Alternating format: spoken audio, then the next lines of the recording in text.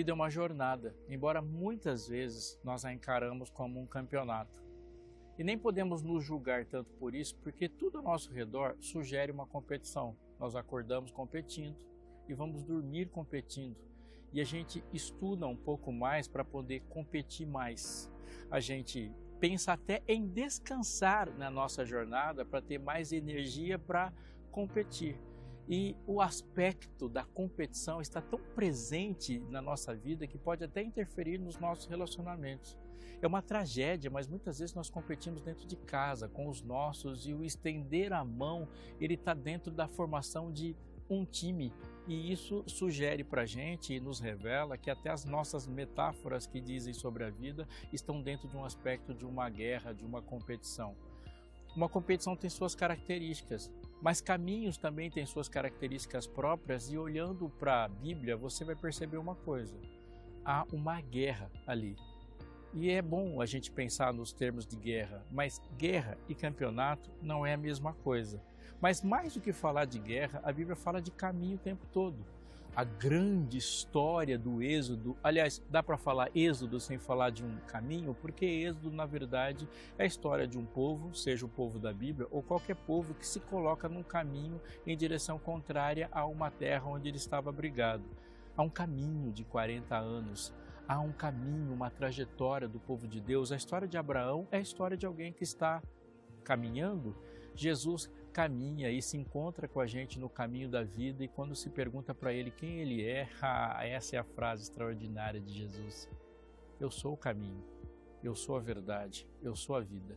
E a junção de caminho com verdade e vida nos dá um sentido extraordinário que só ele dá. Você foi convidado para entrar em um caminho estreito, cuja porta é estreita, e o destino é aquele que abriu a porta, porque ele também diz que ele é a porta. Eu vos darei, Jesus disse, um outro consolador, o Paráclitos, aquele que fica do lado no caminho. Entender sobre a dinâmica do caminho, a despeito da compreensão equivocada de campeonato, é fundamental para eu e você caminhantes. E nesse caminho Deus nos chama a olhar melhor para o mapa e para o companheiro. Está só começando e a gente tem muito que conversar nesse Fé para hoje. Sábia dita por um sábio, declarado sábio pelo que criou a sabedoria, Deus falando para Salomão. Educar não é uma tarefa material, ela não é uma tarefa possível. Educar é uma atividade sobrenatural, portanto a instrução sobre a educação tem que vir de Deus. E quando eu falo uma tarefa sobrenatural, é necessário que a gente anote uma coisa muito séria para nós educadores. Porque não é apenas de educação que se trata quando falamos de formação. A grande pergunta é educar para quê, para quem, com qual objetivo? E eu e você nos propomos a educar para a eternidade, porque queremos ver nossos filhos eternamente, amando eternamente e cumprindo um propósito. É por isso que a Rede Novo Tempo tem a alegria, o prazer de chamar você para algo sério, e desse ponto para frente você também tem a responsabilidade. Educar com responsabilidade, educar com eficiência.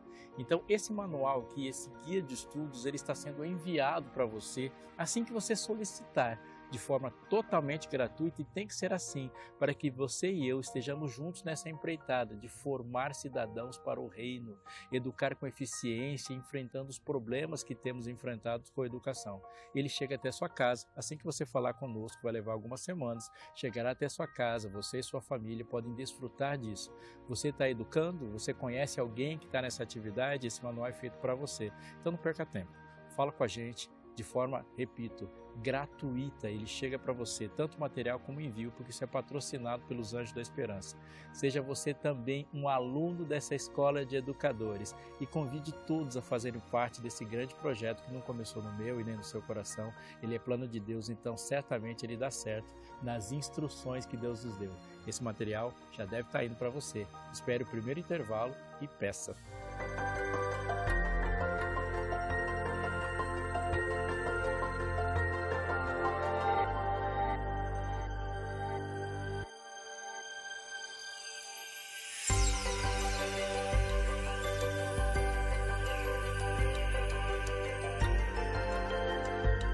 A metáfora do caminho deve ser levada a sério por você e por mim, E eu queria que você pensasse seriamente assim, coração a coração, sobre coisas que Deus falou sobre a nossa vida com Ele e que, se não são compreendidas, elas radicalmente tiram da gente a paz.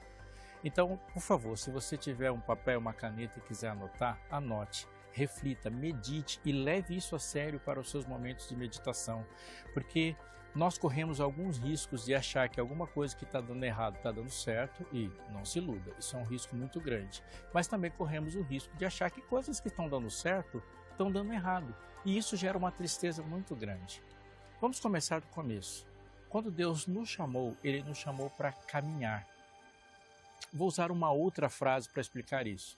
Quando Deus te convidou, Ele te convidou para uma guerra e não para uma festa. Ele prometeu sim uma festa, e as cenas de festa estão bem abundantemente colocadas na Bíblia. Ele fala das ceias do Cordeiro, ele fala de um banquete, ele fala de uma festa no céu, ele fala de um regozijo, mas a festa está no final do caminho, não no começo do caminho. E eu conheço muita gente que hoje está triste e decepcionada com coisas que Deus não prometeu.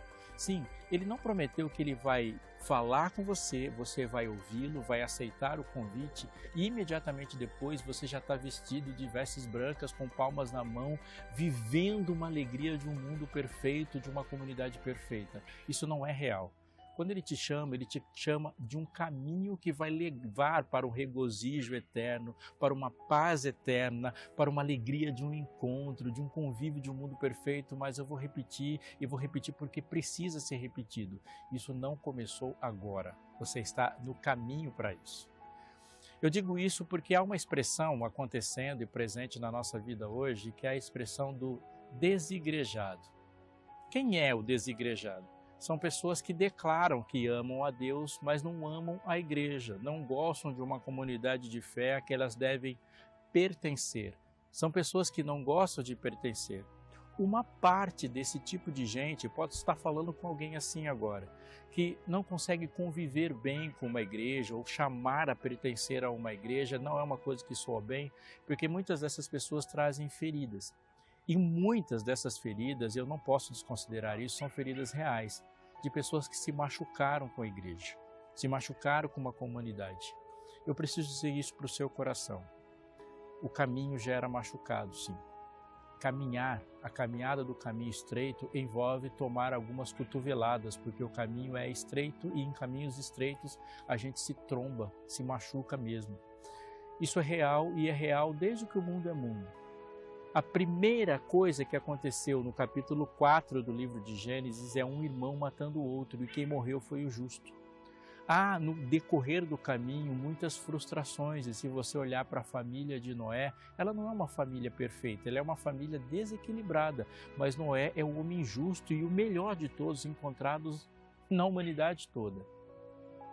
Os livros que vêm a seguir, ou mesmo assim no livro de Gênesis, nós vamos ver que as 12 tribos que formam a história de Israel, aqueles patriarcas, eles são formados de um irmão traído, um irmão que trai, um outro que vende e de outros que não conseguem se dar bem juntos.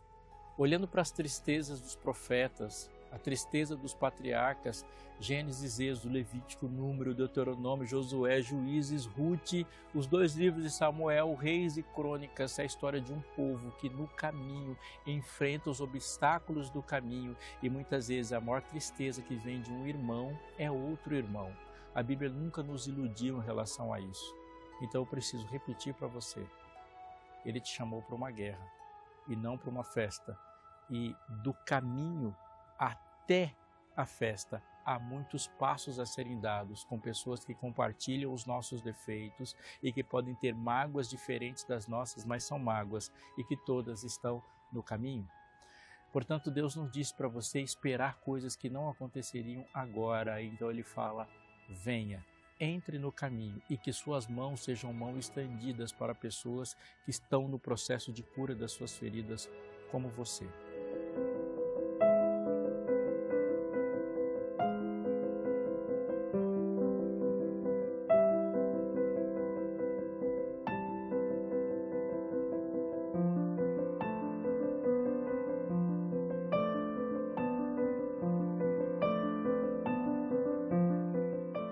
Outro elemento muito importante da metáfora do caminho e que pode ser encontrado na Bíblia toda, repito, muito importante para você isso, é de que a progressão no caminho se dá por passos e Deus está muito mais preocupado no caminho que você se encontra do que na quantidade de passos que você deu. Embora isso possa parecer assim uma fluidez ou baixar-se um pouco a norma, é disso que Jesus fala o tempo todo. Repito, Deus está muito mais preocupado no caminho que você escolheu e na certeza de que esse caminho leva a Ele do que nos passos que você deu. E eu vou melhorar a frase escolheu.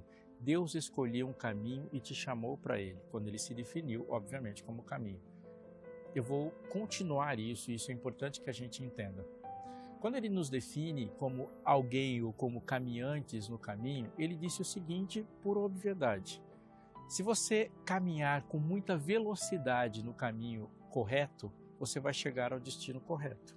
Se você tropeçar no caminho correto, você pode demorar, se ferir, se levantar, adquirir uma experiência a partir do tropeço, curar as feridas e vai chegar no destino correto.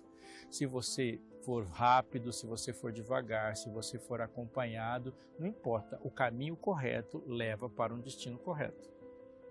Aplique a mesma lógica para o caminho errado, para o caminho incorreto. Uma pessoa no caminho errado pode estar se esforçando, pode fazer tudo certo, pode estar com o calçado correto e pode estar andando a 120, 130, 180, 200 por hora no caminho errado. Pode ter uma experiência perfeita no caminho errado. O caminho errado leva a um destino errado a despeito da maneira como percorremos o caminho. Portanto, um esforço para se encontrar, um esforço para compreender o mapa errado não levará para o destino certo, da mesma maneira que o caminho errado não envolve uma perfeição para que ele mude o destino. O caminho errado leva para o destino errado. Mesmo exagerando, é necessário repetir isso, é necessário que a gente pense com profundidade sobre isso. Deus fala, eu quero te colocar no caminho. Muitas vezes pensamos em muitas coisas nesse caminho, ao tropeçarmos nesse caminho, ao desacelerarmos nesse caminho, enquanto Deus insistentemente nos diz, continue no caminho, insista no caminho, você vai chegar no lugar certo se você estiver no caminho certo. Portanto, às vezes a gente está pensando que as nossas falhas, os nossos fracassos nos tiraram do caminho, quando Deus só diz, levante e continue. Nessa questão sobre o pecado, há uma questão prática em todos os dias da nossa vida. Ele está falando para você e para mim, para a gente não sair do caminho. É como você, por exemplo, dormir num elevador. Se você dormir no elevador, ou tropeçar no elevador, ou errar no elevador, você vai continuar indo para o andar que você escolheu. O que você não pode é sair do elevador. Uma das estratégias do inimigo de Deus, do mundo, do mal e da carne, é tentar nos convencer que tropeçar no caminho e sair do caminho é a mesma coisa, enquanto Deus fala, não, eu estou aqui e estou cuidando dos seus tropeços. Persevere, não desista, continue no caminho.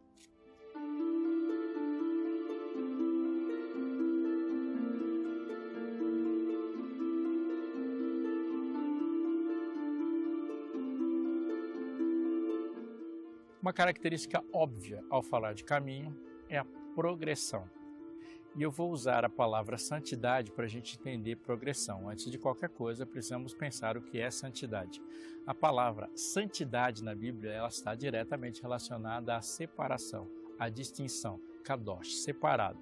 E a gente não pode deixar de colocar nisso de que nós não somos apenas separados nós somos separados para. Então o caminho é distinto, está ali. Deus usou em Jesus essa distinção, ao caminho largo e ao caminho estreito. E ao se falar de caminho largo, ele está falando de um caminho de múltiplas possibilidades, porque o caminho largo é largo. Mas não pense que a largura do caminho está falando de liberdade. A largura do caminho está se referindo exatamente à falta de propósito. Vamos juntar essa informação em santidade, caminho estreito, caminho largo e propósito. Quando uma coisa tem propósito, ela se restringe ao seu propósito. Por exemplo, uma pessoa que vai fazer uma corrida, um atleta olímpico de uma prova como uns 100 ou os 200 metros, ele não corre de calça jeans, ele não corre de macacão. Ele não corre de terno e gravata. Por quê? Porque a roupa dele está restrita à função e àquilo que ele deseja desempenhar na corrida. Da mesma maneira que um atleta que está numa pista correndo não usa a mesma roupa que um nadador. Porque eles estão restritos ao seu propósito. Isso não significa que ele não é uma pessoa livre, mas ele tem um objetivo e muitas vezes nós confundimos isso e faz parte das tentações, elas são eficientes nisso, em dizer que pessoas restritas aos seus propósitos são pessoas aprisionadas, quando na realidade é exatamente o contrário. Uma vida sem propósito é uma vida presa à sua própria irrelevância. Deus disse que você tinha um propósito, portanto o seu caminho é estreito, é isso, porque ele tem um objetivo, ele tem um propósito e você faz coisas conforme o teu propósito e escolhe o que não fazer conforme o propósito. Ele diz assim, entre pela porta estreita, entre pelo caminho estreito. Quando ele fala também da porta estreita, isso significa que ele veio para salvar o mundo todo, ele ofereceu a salvação e essa distinção para o mundo todo, mas o Deus da Bíblia, ele não é um Deus sem critérios. Sim, ele disse mesmo, porque muitos são chamados e poucos escolhidos. Isso não significa que há um campeonato, e nesse campeonato ele seleciona os que se desempenham melhor no campeonato, mas ele está dizendo que há uma distinção, há um propósito e ele convida para sermos aquilo que ele quis que nós fôssemos. Portanto, esse caminho não é um caminho largo a ponto de a gente chegar e entrar nele escolhendo os nossos próprios destinos, o nosso próprio propósito e a nossa própria forma de caminhar. Não, há uma restrição em ser como Deus quer que nós sejamos e há uma forma de salvação única e exclusiva que é dele. Quando ele fala, ninguém vem ao Pai senão por mim, nenhum outro nome importa pelo qual sejamos salvos e nenhum outro critério existe para que sejamos e cheguemos até a Deus. Você não consegue orar sem ser em nome de Jesus. A estreiteza significa que é só Ele, para Ele, só por Ele e no final das contas a glória é só dele. A santidade nesse sentido é uma progressão nesta mesma lógica. Atente porque eu vou te dizer, santidade é uma progressão. Na distinção de passar, aceitar, entrar na porta e caminhar na porta, há diferença entre justiça e santidade. Não é uma questão muito prática da vida, atente para isso. Você se sente culpado, essa sensação de culpa, essa percepção e consciência de que alguma coisa está errada foi dada pelo Espírito Santo como convite. Nisso, uma boa parte do processo já aconteceu. Nós sentimos a nossa culpa e buscamos o livramento da culpa, buscamos o reatar de um relacionamento com Deus. Os joelhos tocam ao chão num quarto onde só você está e dizemos, Deus, perdoa-me. Neste momento, quando você pede perdão, há um ato sendo feito da parte de Deus para com você e você é declarado justo. O perdão não é um processo. Deus te perdoa no momento em que, em sinceridade, você coloca diante dele arrependimento e perdão, sabendo que é ele que te levou ao processo onde no ponto onde você pede esse perdão acontece. Ele já começou a trabalhar, portanto Deus não te chama ao arrependimento para não te dar o perdão. Há um ato ali. A partir desse ato, começa um processo. O processo de vida com Ele, de conhecê-lo, de caminhar em intimidade com Ele. Caminhar em intimidade com Ele.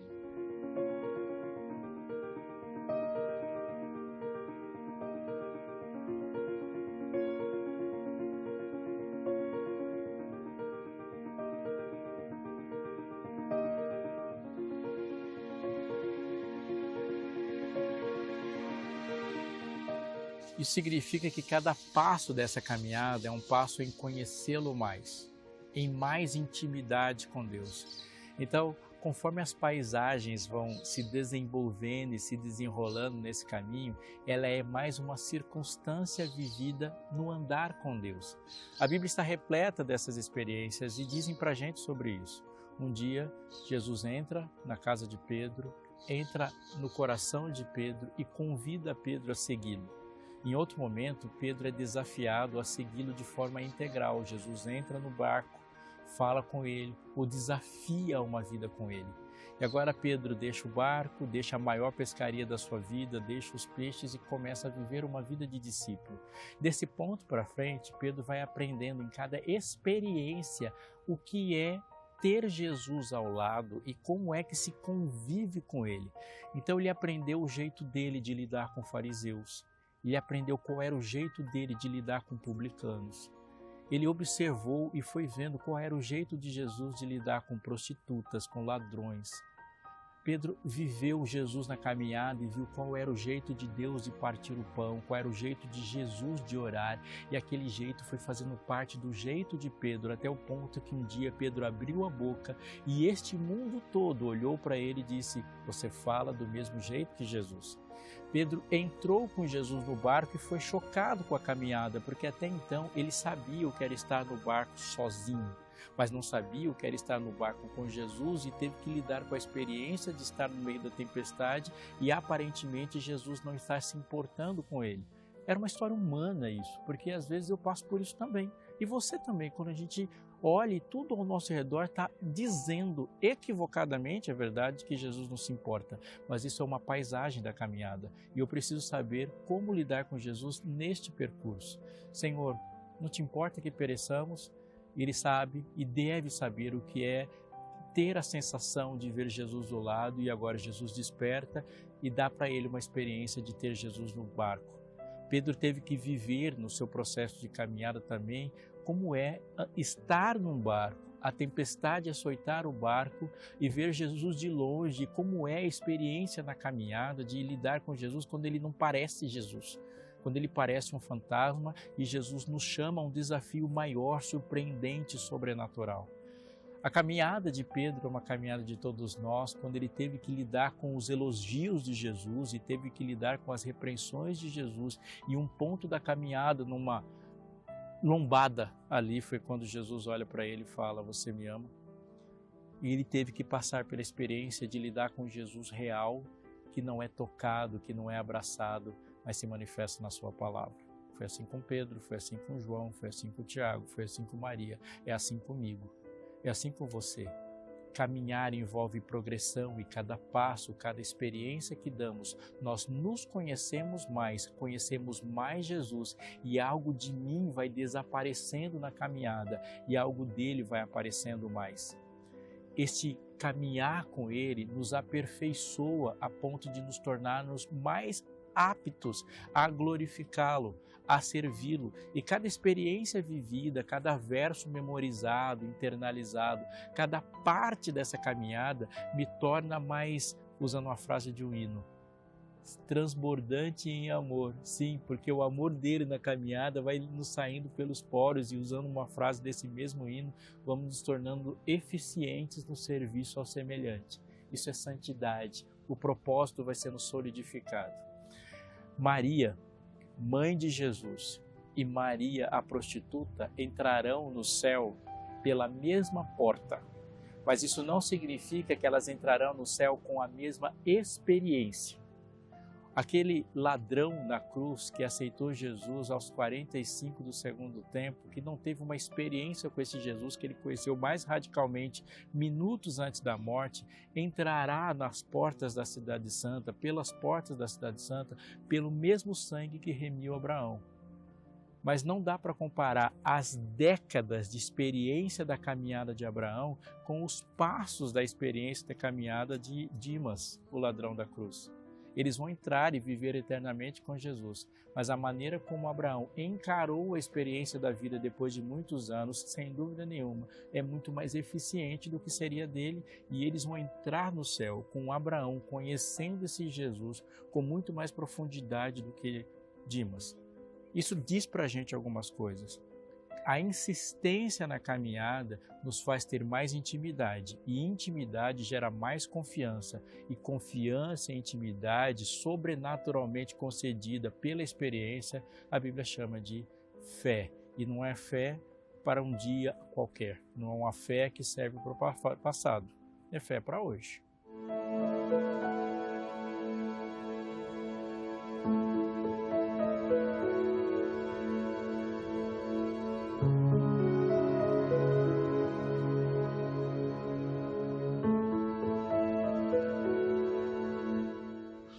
Um elemento importantíssimo e não pode ser deixado de lado quando se fala de caminho é, conforme eu disse no começo, a expressão conversão.